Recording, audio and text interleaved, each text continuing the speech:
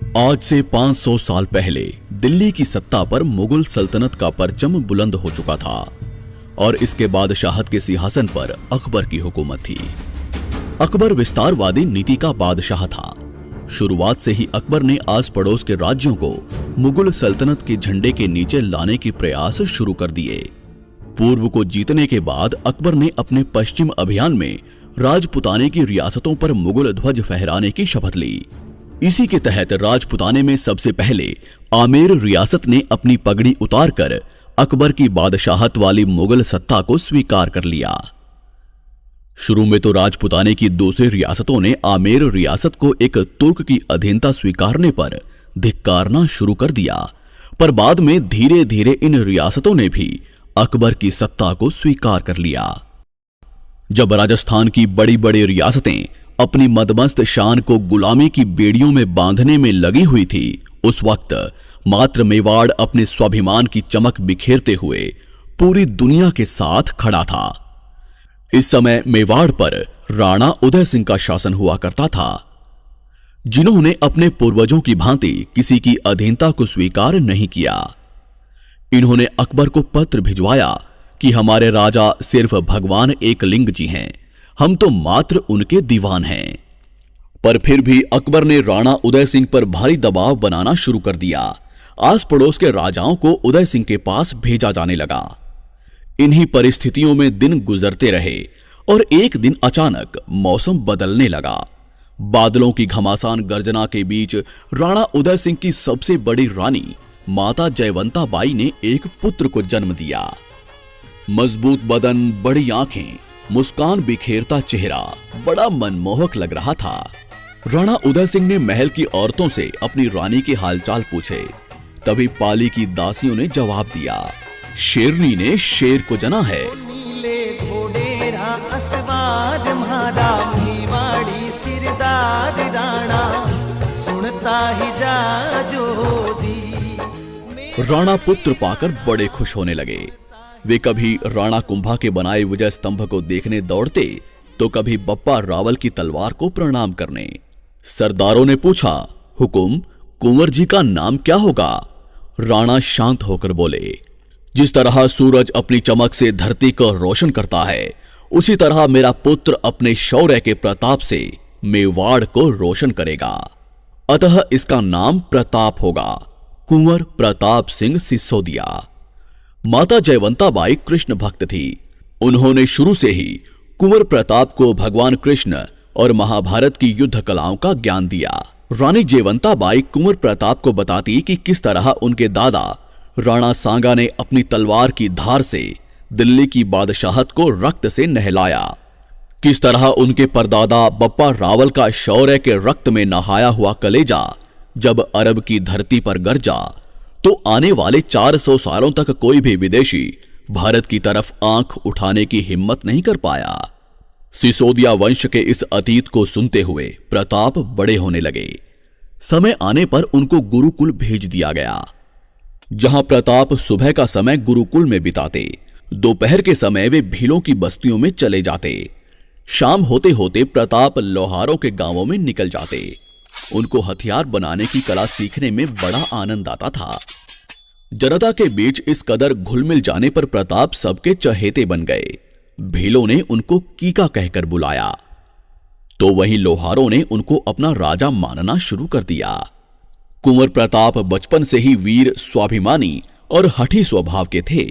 उनका शरीर सामान्य बच्चों से कई गुना मजबूत था। उन्होंने छोटी सी उम्र में ही अफगानियों की बस्ती पर धावे बोलने शुरू कर दिए। मेवाड़ से होकर गुजरने वाली मुगल सेना पर वे गुलेल से हमला कर देते। कुंवर के इन कारनामों को देखते हुए सबको लगने लगा था कि बड़े होने पर वे महापराक्रमी योद्धा बनेंगे और प्रताप ही भविष्य में मेवाड़ के राणा बनेंगे। उदय सिंह जी की कई रानियां भी थी, जिनसे उनको कुल 33 संतानें थी, पर उदय सिंह जी की सबसे प्रिय रानी थी धीरबाईसा। इनकी बात को राणा उदय सिंह अधिक महत्व देते थे। इन्हीं के कहने पर राणा उदय सिंह जी ने इनके पुत्र जगमाल को मेवाड़ का भावी राणा घोषित कर दिया।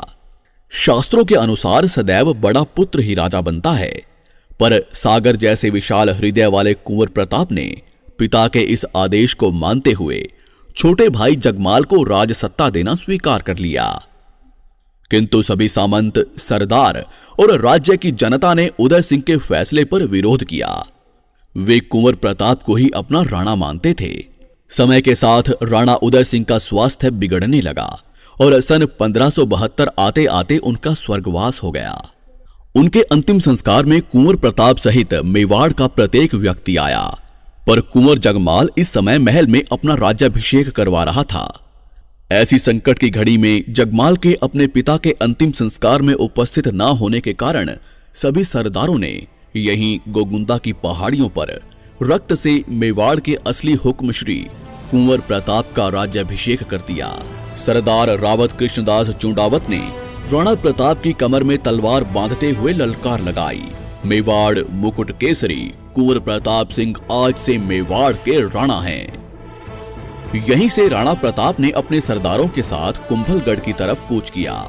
राणा के आने की खबर सुनकर छोटा भाई जगमाल राजगढ़ी छोड़कर अकबर की शरण में भाग गया, जिसके बाद साल 1573 को कुंभलगढ़ की राजगद्दी पर वीर शिरोमणि महाराणा प्रताप का विधिवत रूप से राज तिलक कर दिया गया। कौन है ये महावीर जिसे दुनिया ने मेवाड़ मुकुट हिंदुआ सूरज के नाम से नवाजा? मेवाड़ की राजगद्दी पर बैठने वाले महाराणा प्रताप एक ही वार में घोड़े सहित दुश्मन को काट डालते थे। वो परम स्वाभिमानी शिव भक्त थे, जिनके नाम से ही दिल्ली की बादशाहत कांप जाया करती थी।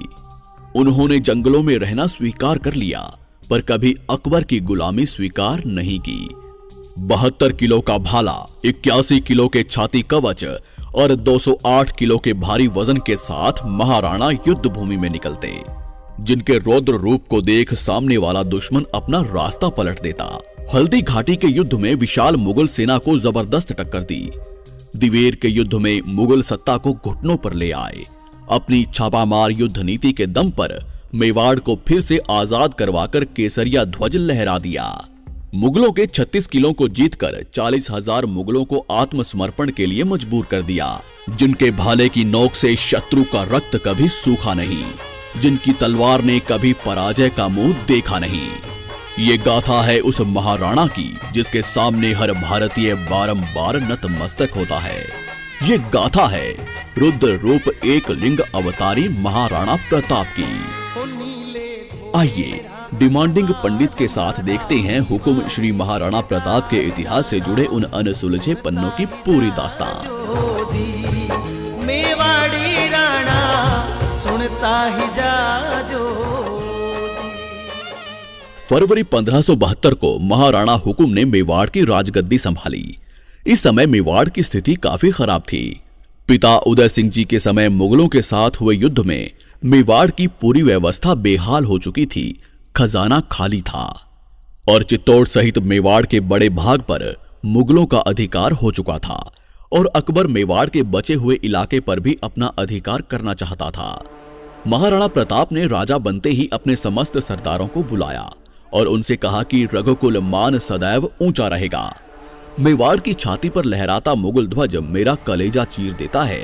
बहुत जल्द हवाओं का रुख बदलेगा। मेवाड़ पर केसरिया ध्वज पूरी शान से लहराएगा। मेवाड़ का भविष्य जरूर चमकेगा। मैं शपथ लेता हूं, जब तक मेवाड़ को पूर्ण स्वतंत्र नहीं करवा लेता, तब तक मैं शांत नहीं बैठूंगा। राजमहलों में नहीं रहूंगा, पलंग पर नहीं सोऊंगा, सोने चांदी के बर्तनों में भोजन नहीं करूंगा। मेरे वीरों, स्वाभिमान की दहाड़ से हमारा टकराव अब विशाल फौजों से होगा। तैयार हो जाइए। सभी सरदारों ने प्रतिघात के स्वर में अपनी तलवारें लहराई। पूरा दरबार महाराणा प्रताप की जयकारों से गूंज उठा। इसी के साथ महाराणा प्रताप ने अपनी सेना को संगठित करना शुरू किया। उन्होंने मेवाड़ के भीलों के गांवों का दौरा किया। भील योद्धाओं को अपने साथ जोड़ना शुरू किया। लोहारों को हथियारों के जखीरे बनाने का काम सौंपा गया। सरदारों को प्राचीन युद्ध कलाओं का अभ्यास करवाया जाने लगा। महाराणा प्रताप द्वारा सेना निर्माण के समाचार दिल्ली के बादशाह अकबर तक पहुंचने लगे। अकबर ने भी राणा प्रताप को रोकने की पूरी तैयारियां शुरू की। उन्होंने महाराणा प्रताप से अपनी अधीनता स्वीकार करवाने के लिए अपने दूत भेजने शुरू किए। इसी के साथ अकबर ने अपने दरबार के सबसे चतुर और वाकपटु दरबारी जलाल खां कोरची को महाराणा प्रताप के पास मेवाड़ भेजा। पर महाराणा प्रताप ने अधीनता की बात सुनकर जलाल को तुरंत रवाना कर दिया। इसके 1 साल बाद अकबर ने आमेर के राजा मान सिंह को महाराणा प्रताप के पास भेजा। इस समय महाराणा प्रताप उदयपुर में थे। मान सिंह सीधा उदयपुर आ गया। महाराणा हुकुम ने मान सिंह का एक अतिथि की तरह सत्कार किया।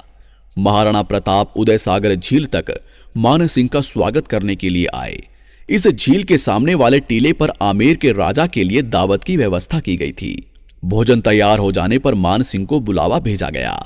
महाराणा प्रताप ने अपने पुत्र अमर सिंह को अतिथि की सेवा के लिए लगा दिया, पर महाराणा प्रताप भोजन के लिए नहीं आए। मान सिंह द्वारा हुक्म के बारे में पूछने पर अमर सिंह ने बताया कि पिताजी को सर दर्द है, वे नहीं आ पाएंगे, आप भोजन करके विश्राम करें। मान सिंह ने भौहें तानते हुए कहा कि राणा जी से कहो कि उनके सर दर्द का कारण मैं समझ गया हूं। मान सिंह ने राणा प्रताप के बिना भोजन स्वीकारने से मना कर दिया। तब राणा प्रताप ने उन्हें संदेश भेजा कि जिस राजपूत के संबंध एक तुर्क से हों, उनके साथ भला कौन राजपूत भोजन करेगा। अब मान सिंह जवाब देने की स्थिति में नहीं था, क्योंकि राणा प्रताप ने तो उन्हें बुलावा भेजा ही नहीं था। मान सिंह ने भोजन को छुआ तक नहीं, केवल चावल के कुछ कणों को जो अन्न देवता को अर्पण किए थे उन्हें अपनी पगड़ी में रखकर वहां से चला गया। घोड़े पर बैठकर मान सिंह ने राणा प्रताप से कहा कि दिल्ली की बादशाहत को अस्वीकार करना एक संघर्ष को चुनौती है। यदि आपकी इच्छा दुखों में रहने की है तो एक दिन आपकी इच्छा जरूर पूरी होगी। मान सिंह ने आंखें तानकर आगे कहा, मैं तुम्हारा अभिमान चूर्ण कर दूंगा, अगली मुलाकात युद्ध भूमि में होगी। राणा प्रताप ने उत्तर दिया, मैं प्रतीक्षा करूंगा। ऐसे ही अकबर ने महाराणा प्रताप के पास अपने 4 दूत भेजे, पर महाराणा प्रताप ने अकबर की अधीनता स्वीकार नहीं की। महाराणा प्रताप द्वारा अधीनता स्वीकार न करने पर सन 1576 में अकबर अपने सभी सेनापतियों के साथ अजमेर आ धमका। यहां अकबर ने मान सिंह को 1 लाख की विशाल मुगल सेना का सेनापति घोषित किया। 3 अप्रैल 1576 को मान सिंह विशाल मुगल फौज लेकर मेवाड़ विजय के लिए निकल पड़ा। 2 महीने चलने के बाद मान सिंह खमनोर नामक गांव में पहुंचा। महाराणा प्रताप के भील सिपाहियों ने अपने राणा को संदेश भिजवाया कि हुक्म मान सिंह असंख्य मुगल सेना को लेकर मेवाड़ की तरफ बढ़ रहा है। पर महाराणा प्रताप तो कब से अपनी तलवार की धार मजबूत कर ही रहे थे। वे भली भांति जानते थे कि युद्ध अवश्य होगा। इधर मान सिंह बनास की नदी के मैदानों में आ पहुंचा। मान सिंह ने यहां मोलेना गांव में अपना डेरा लगाया। दूसरी तरफ महाराणा हुकुम ने अपनी 20,000 की सेना के साथ उससे 6 मील सामने लोसिंग गांव में अपना पड़ाव डाला। विशाल मुगल सेना में राजपूत और मुगल थे, जबकि महाराणा प्रताप की सेना में राजपूत, भील पठान और लोहारों के गांवों के लोग थे। 18 जून 1576 को संसार के अनोखे युद्ध का आगाज हुआ। आकाश में घनघोर बादल थे और धीमी धीमी हवाएं चल रही थी। कभी कभी बिजली की तेज गड़गड़ाहट हो रही थी। इसी बीच मुगल सेना आगे बढ़ने लगी। तभी महाराणा प्रताप ने अपने हरावल दस्ते को शत्रु पर प्रहार करने के लिए आगे भेजा। हुकुम की हरावल सेना ने आगे बढ़ रही मुगल सेना के 3 हरावल दस्तों को पूरी तरह से नष्ट कर दिया। इस घनघोर हमले से घबराकर मुगल सेना का हरावल खेमा लूणकरण के नेतृत्व में भेड़ों के झुंड की तरह भाग निकला। अब मेवाड़ और मुगल सेना आमने सामने आ चुकी थी। तभी वीर विराट मेवाड़ मुकुट हिंदुआ सूरज महाराणा प्रताप ने युद्ध भूमि में प्रवेश किया। राणा श्री के युद्ध में आते ही मुगल खेमे में दहशत का माहौल फैल गया। महाराणा जिस ओर बढ़ जाते वहां शत्रुओं की लाशों के ढेर लग जाते। मुगलों ने पहली बार महाराणा प्रताप को देखा था, इससे पहले सिर्फ उनका नाम ही सुना था। बंदायूनी ने अपनी किताब में महाराणा प्रताप के संबंध में लिखा कि वो बहुत लंबे, मजबूत और ताकतवर थे। प्रताप हाथ में तलवार लेकर जब चलते थे तो ऐसा लगता था कि मानो आधी सेना को अकेले ही लेकर डूबेंगे। उनके चेहरे पर सदैव गुस्से की लकीरें चमकती रहती थी। युद्ध भूमि में शुरुआत से ही किसी मुगल सैनिक ने उनको छेड़ने की हिम्मत नहीं की। महाराणा प्रताप की सेना ने 3 घंटों में ही लाशों के ढेर लगा दिए। घबराई हुई मुगल सेना अरवली की घाटी की तरफ भागने लगी। मुगलों को भागते देख सेनापति मेहतर खां जोर जोर से चिल्लाने लगा कि बादशाह सलामत अकबर विशाल सेना लेकर खुद युद्ध भूमि में आ रहे हैं। यह शब्द सुनकर भागती मुगल सेना सोच में डूब गई कि भागे तो अकबर मार देगा, नहीं भागे तो राणा मार डालेगा। महाराणा प्रताप अब मान सिंह को युद्ध भूमि में ढूंढने निकल पड़े, जिसने कहा था कि अगली मुलाकात युद्ध भूमि में ही होगी। तभी हुकुम ने देखा कि मान सिंह हाथी पर बैठा था। महाराणा प्रताप ने बड़े वेग से चेतक के अगले पैरों को मान सिंह के हाथी के मस्तक पर टिका दिया और अपने भाले से मान सिंह पर करारा प्रहार किया। पर मान सिंह अपने हाथी पर लगे हौज में छुपकर बैठ गया, पर राणा श्री के करारे वार से उसका महावत मारा गया। मान सिंह के हाथी की सूंड में एक तलवार लटकी हुई थी, जिससे चेतक का अगला पैर कट गया। इस समय तक महाराणा प्रताप के पैर में एक गोली लगी हुई थी। उनके शरीर पर असंख्य घाव थे, पूरा शरीर खून से लथपथ हो चुका था। तभी सादड़ी रियासत के झालाबिदा ने कहा कि हुकुम, आपके प्रिय चेतक को इलाज की जरूरत है और आपके पैर पर भी गोली लगी है, जिससे जहर फैल सकता है। आप तुरंत वैद्य जी के पास जाएं। महाराणा प्रताप अपने घोड़े चेतक को अपने पुत्र की तरह प्यार करते थे। उन्होंने झालाबिदा को मेवाड़ का राजछत्र दिया और बोले, सेना को पूरा नेतृत्व देना और स्वयं चेतक पर सवार होकर युद्ध को पूरी तरह से पहाड़ियों की तरफ मोड़ लिया। जहां पहाड़ियों पर भीलों ने युद्ध का मोर्चा संभाल लिया, मुगलों को अब एक नई टक्कर मिली। महाराणा प्रताप चेतक को लेकर पर्वतों की ओर निकल पड़े। यहां चेतक ने 26 फीट की गहरी खाई को कूदकर पार कर लिया और बलीचा गांव में घायल चेतक नीचे गिरकर बेहोश हो गया। तभी महाराणा प्रताप का छोटा भाई शक्ति सिंह, जो मुगल सेना की तरफ से लड़ रहा था, महाराणा प्रताप का पीछा करते हुए यहां तक आ पहुंचा। महाराणा प्रताप बेहोश चेतक को सहला रहे थे कि तभी उनकी नजर शक्ति सिंह पर पड़ी। उन्होंने शक्ति सिंह से कहा, सीना खुल्या मार भाला, तुम गोद गुलामी टीकण लगे, भारत माते कह दूंगा, तेरे पूत दामन में बिकन लगे। शक्ति सिंह बड़े भाई के शब्दों को सुनकर फूट फूट कर रोने लगा और भाई के पैरों में जा गिरा। इधर हल्दी घाटी के मैदानों में घमासान युद्ध चल रहा था। घाटी के दरों में राणा पुंजा भील और राजपूत सरदार मुगलों को भीषण टक्कर दे रहे थे। अंत में मान सिंह ने हल्दी घाटी के दर्रों में जाने की बजाय मुगल सेना को वापस अजमेर चलने का आदेश दिया। अकबर की विशाल साधन संपन्न सेना का गर्व मेवाड़ी सेना ने मिट्टी में मिला दिया। मान सिंह और आसफ खां जब खाली हाथ अकबर के सामने उपस्थित हुए तो क्रोधित अकबर ने 3 महीने तक उनके दरबार में आने पर पाबंदी लगा दी। उनकी संपत्ति को जब्त कर लिया गया, उनका वेतन और सभी सुविधाओं को तुरंत रोक दिया गया।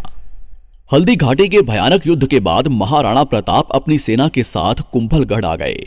विनाशकारी युद्ध का पासा महाराणा प्रताप के पक्ष में था, पर इस समय तक उनका खजाना खाली हो चुका था। हल्दी घाटी के 4 महीने बाद ही सन 1577 में अकबर ने एक बार फिर शाहबाद खान के नेतृत्व में भारी सेना कुंभलगढ़ पर हमला करने के लिए भेजी। हल्दी घाटी जैसे विशाल युद्ध के बाद एक नया युद्ध मेवाड़ की सेना के लिए भारी था, अतः महाराणा प्रताप ने किले को त्याग दिया। कुंभलगढ़ पर शाहबाज खां का अधिकार हो गया। कुछ महीनों के बाद महाराणा प्रताप ने फिर से सेना तैयार की और पूरी तैयारी के साथ शाहबाज खां पर आक्रमण करके कुंभलगढ़ को वापस जीत लिया। कुंभलगढ़ विजय के बाद महाराणा प्रताप ने आगे की रणनीति बनाने के लिए सभी सरदारों को बुलवाया। जहां सरदारों ने हुकुम से कहा कि हमें सिंध की तरफ निकलना चाहिए, जहां हम धन का बंदोबस्त करके एक विशाल सेना का निर्माण करेंगे और सीधा अकबर पर आक्रमण करेंगे। इसी उद्देश्य से महाराणा प्रताप भाण सोनगरा को कुंभलगढ़ का किलेदार नियुक्त करके गुजरात की तरफ निकल गए। आगे इसी रास्ते में महाराणा प्रताप ने शाहबाज खां को 2 बार पराजित करके वापस लौटने पर मजबूर किया। गुजरात पहुंचने के बाद महाराणा प्रताप ने चूलिया गांव में अपना डेरा लगाया, जहां परम दानवीर भामा शाह ने महाराणा प्रताप के लिए अपना खजाना खोल दिया। उन्होंने महाराणा प्रताप को 25 लाख रुपए की सहायता दी। इतने बड़े धन को पाकर हुकुम पुनः सेना की तैयारियों में जुट गए। बस यहीं से असली संघर्ष की शुरुआत होती है।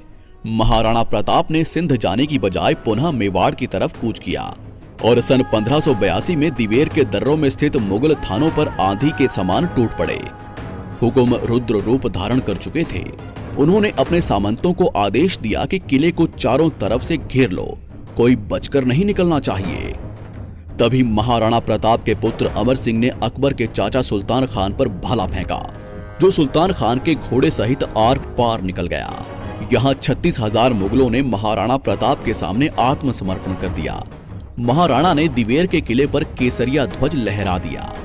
मुगलों की दिवेर हार से बौखलाए अकबर ने सन 1584 में महाराणा प्रताप को बंदी बनाने के लिए भेजा, पर जगन्नाथ कछवाहा बुरी तरह से पराजित हुआ। उसने महाराणा प्रताप से माफी मांगी और बकायदा हरजाना भी दिया। इसी के बाद महाराणा प्रताप ने कमल मीर के किले को जीत लिया, जहां अमर सिंह ने कमल मीर के मुगल अधिकारी अब्दुल्ला को कई टुकड़ों में काट डाला। इन्हीं लगातार जीतों के बाद 1585 में महाराणा प्रताप ने चावंड को जीतकर उसे अपनी राजधानी बनाया, जिसके बाद उन्होंने लगातार एक एक करके मुगलों के 32 किलों को जीतकर अकबर की नींदें हराम कर दी। मान सिंह से उसके देशद्रोह का बदला लेने के लिए महाराणा प्रताप ने अपनी सेना लेकर आमेर के मालपुरा पर आक्रमण किया, जहां से उन्होंने मान सिंह की बेशुमार दौलत को अपने कब्जे में लिया। अकबर ने स्वीकार कर लिया था कि राजपुताने के इस शेर को कोई कैद नहीं कर सकता। उसने अब महाराणा प्रताप को ना छेड़ने में ही अपनी भलाई समझी। इसके बाद 12 सालों तक महाराणा प्रताप ने ऐसा शासन किया कि मेवाड़ के व्यापार को 4 चांद लग गए। मेवाड़ की खोई हुई चमक वापस लौटने लगी।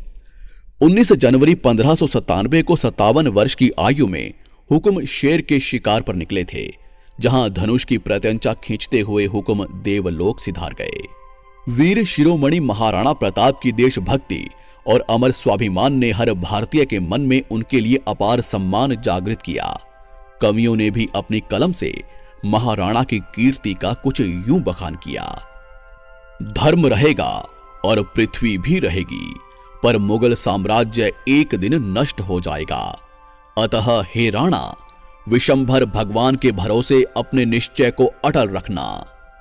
अब्दुल रहीम खान ए खाना, जिसने अपने घोड़ों को कभी शाही सेना में भेजकर दाग नहीं लगवाया, जिसने अपनी पगड़ी किसी के सामने नहीं झुकाई, उसके शासनकाल में जनता को किसी से कोई भय नहीं रहा। उसकी तलवार और भाला ही उसका सच्चा साथी था।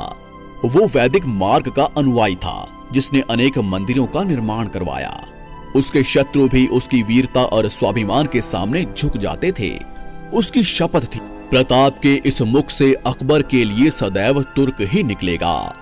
अतः हे राणा, जब जब भी कलम महाराणा प्रताप लिखेगी, तब तब सिर्फ महान, महान और महान ही लिखा जाएगा। दोस्तों, इस वीडियो को बनाने में बहुत मेहनत लगी है। कृपया इस वीडियो को अधिक से अधिक लाइक कीजिएगा। चैनल को सब्सक्राइब करके बेल आइकन जरूर दबाइएगा। आपका आभार, धन्यवाद।